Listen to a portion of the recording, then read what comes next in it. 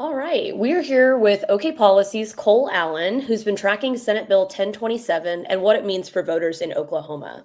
We're digging into why this bill matters and what comes next now that it's been signed into law. So thanks for being here, Cole. For sure. Thanks for having me. So during 2025 legislative session, there was quite a bit of noise about SB 1027. So can you briefly help set the stage for our audience about the contents of the bill and why that matters to Oklahomans? For sure. So, Senate Bill 1027, or SB 1027, is a bill that dramatically changes how everyday Oklahomans can get questions on the ballot, laws that they want to see happen and change here in Oklahoma. So, it does that in a few different ways. The first way is that it sets a cap on how many signatures can be collected in each county, which is a drastic restriction of free speech. It's nothing that we've ever had before in Oklahoma. It's going to dramatically change how this can work, or even if people can get questions on the ballot. It also restricts who can fund and donate to these campaigns, who can collect the signatures. Both of those have to be people who are in Oklahoma, and individuals who collect signatures now have to be registered voters in Oklahoma, which is, again, a violation of free speech, nothing that we've had before. And these sort of provisions have been tried before by the state, and they've been struck down by the courts. And it's really, really silly and a waste of resources just to try it again. So for some historical context to the state question process, can you provide us with some examples of state questions that have ended up becoming law? So going back to statehood in 1907, Oklahomans have been using this process to get questions on the ballot and vote laws into effect around and despite the legislature. In more recent years, things that we've seen have been changes like Medicaid expansion, ensuring that the state of Oklahoma is taking in all the money that they can and spending it for the benefit of all Oklahomans who need medical care. We've seen serious criminal justice reform that has reduced the number of people we have in prisons and invested money back into our communities, and something like medical marijuana, which has been a huge industry for Oklahoma. So, how does SB 1027 change the playing field for future ballot measures that are in the development process or just starting out, say open primaries or a second attempt at recreational marijuana legalization or future issues? For sure. There were a number of state questions that were in the works before SB 1027 was signed into law, like State Question 836, which is the open primary question you asked about. And so, first of all, this changes the rules once this process has already started, which is fundamentally unfair. But it's going to change a few things. It's going to change the strategy around how and where signatures are collected. And honestly, I think it's going to make it impossible for people to get questions on the ballot. The county restrictions are on the math that I've been able to do, and testimony and discussions by other people who were very involved in this process makes it look like it's going to be impossible to pull this off. But even just trying is going to cost way more money. These are already very expensive processes here in Oklahoma. Successful campaigns spend millions of dollars to get questions on the ballot. And the changes to where you can collect signatures, who can do it, who can fund it, is just going to make it more expensive. And it's not going to make it any easier for people to participate in our democracy. And so you have a situation like State Question 836, which is fighting back in the courts. We've seen a number of individuals involved with that campaign file lawsuits, which I can talk about in a minute if you want me to. And we have a question like State Question 837, which is the retrying recreational marijuana, that says that they're going to comply with the laws and they're not going to fight them. We'll see which one wins out. And we could have dramatically different outcomes based on how the courts decide and how much money these two campaigns get. Thank you for that. So I want to kind of dig into what Oklahoma's initiative petition process looks like and how it stacks up against other states. And were the changes in SB 1027 really even necessary? No, they're fundamentally unnecessary and anti-democratic. So Oklahoma has one of, if not the hardest processes to get a question on the ballot if you're not in the legislature. And so individuals have 90 days to collect signatures. And so for just a statutory, just regular law change, that's around 1,000 signatures per day over that 90-day period, over that actually.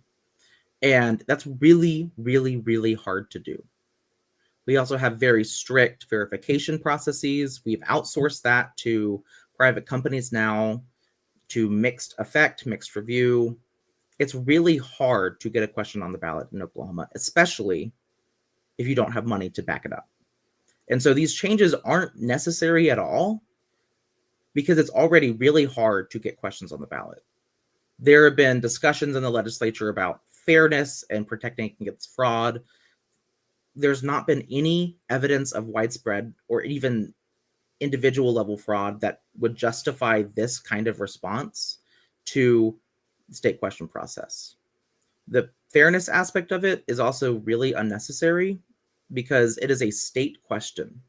Individuals who are voters who are interested in this, even if they don't want to vote for it at the ballot, if they just want to see it on the ballot, they sign it. That's their right. And for me, it's more unfair to use the law and this legal process to restrict people from participating in the state question signature collection than it is for collectors to prioritize maybe more urban or more dense areas where they, A, will know that they can get more people to sign per day, and B, might find people who are more likely to actually support their cause. So can you expand on that just a little bit? Just for people who are supporting SB 1027 and say that it's necessary for the fairness, between counties or like representation of rural Oklahoma, what do you say to that?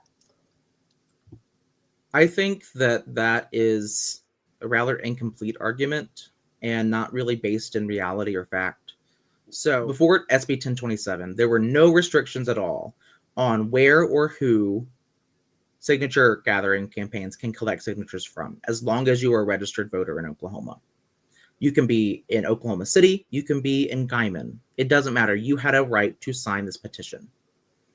Individual campaigns, these are private people. This is free speech on their part, can choose where to go or where to prioritize, either through strategy or as a way to maybe make a statement. But there was no systematic discrimination against rural voters at all in this process. Honestly, the 90-day time period to collect signatures, which is one of the shortest in the country, is the biggest stumbling block to getting more rural voters engaging and signing these petitions. And so from a fairness perspective, there was nothing fundamentally unfair about this process beforehand, besides the really, really short time period to collect signatures. This change in SB 1027, though, doesn't just restrict urban voters. In some rural counties, smaller rural counties, fewer than 100 people are going to be able to sign these petitions.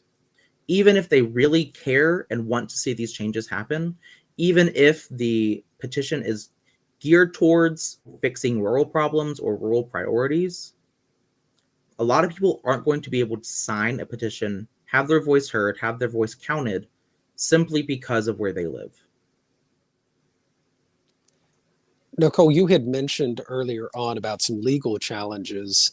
As we're recording this in early August 2025, can you tell us about the legal challenges that have been filed so far and kind of where they stand now in the process? So there are two lawsuits that are going on right now against the state, particularly against the Attorney General and the Secretary of State in their official capacities.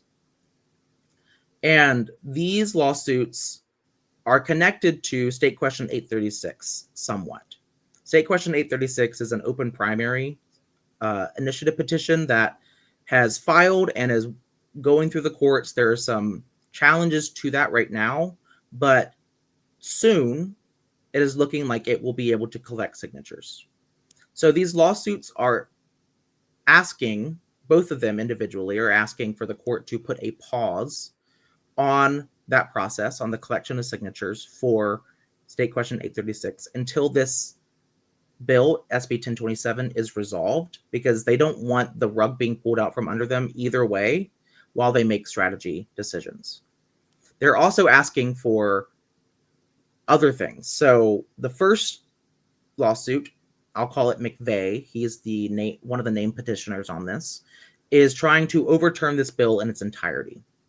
They make quite convincing arguments, in my opinion, on how each aspect of SB 1027 is unconstitutional, from the signature caps to how the funding of campaigns, reporting requirements, who can collect signatures, and the additions to the Secretary of State's power in this process. And so they're asking for a pause on a overturning of the bill in its entirety. The other lawsuit is Setter, I'll call that. It's more connected to State Question 836. And it is arguing that by passing this bill and making it retroactive, meaning making it apply to petitions that have already started, like State Question 836, the legislature violated the Constitution. And so Setter, the second lawsuit, is asking for the court to overturn or declare that it does not apply to State Question 836. And so currently the court has placed a hold on these cases and their decisions around whether or not to place an injunction or a pause on the law until the process with State Question 836 is resolved, in that its own individual internal process. And so once that happens, then it is likely that these cases will move forward and the court will make their decision. Did that make sense? Was that? Yeah. Okay. Thank you for explaining such a complex situation right now. Yeah. So let's say that the court strikes the law down entirely. What do you think is next? Do you think lawmakers will just try again? Yeah. So if the Oklahoma Supreme Court strikes SB 1027 down, it is very likely that the state will appeal the decision in its entirety, or maybe individual parts of it. They will appeal to the 10th Circuit Court and then maybe all the way up to the Supreme Court. We're unsure how that will play out. But they've tried some of these things before. So I don't think the legislature trying again through their process is out of the question. The courts have struck it down, provisions in this down before, and we're seeing it again. I think the question is, how soon will they try some of these provisions again, and what all they'll tweak? Because if the Supreme Court strikes it down very narrowly, meaning that they say, oh, it's almost constitutional, but not quite, then that might give room for the legislature to make a few small changes to this bill and try again next year in a way that might be upheld. But in my opinion, I think this is all grossly unconstitutional and should be struck down anyway, fully, strongly, which is keeping in precedent from the Oklahoma Supreme Court for over a century. So I don't see how much room the legislature will have to try again if they want to follow the law. But if they don't, we could see a lot of chaos happen and a lot of people's rights violated. So thanks for helping explain this process. So if after this conversation, Oklahomans are feeling a certain kind of way and want to make sure to protect or speak out about the attacks against the initiative petition and state question process, what are some of the things that everyday Oklahomans can do? What are actions that they can take? Yeah, so I always say, if you are unhappy with a law or a policy that's passed, contact your lawmaker in the state, your state representative and your state senator. If you don't know who that is, you can go to the legislature's website and put in your address and it'll tell you. That is one of your first lines of defense against policies that you don't like to see. Our lawmakers work for us. That's something that we forget a lot. And honestly, sometimes our lawmakers forget.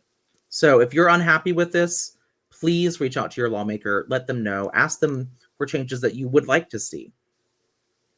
And in addition to that, I highly recommend getting involved with groups like OK Policy, with our Together Oklahoma, our outreach work around protecting democracy, and other groups like the League of Women Voters, who's very, very active in this space, and groups maybe on the ground, maybe campaigns who are trying to get questions on the ballot. If you like these questions, if you like these policies, volunteer for these campaigns, collect signatures, or volunteer your money or time in other ways if you really care about these issues and want to see them get on the ballot and passed. All right, awesome. Thank you, Cole. And everybody contact your lawmaker. For sure. Thank you so much, y'all.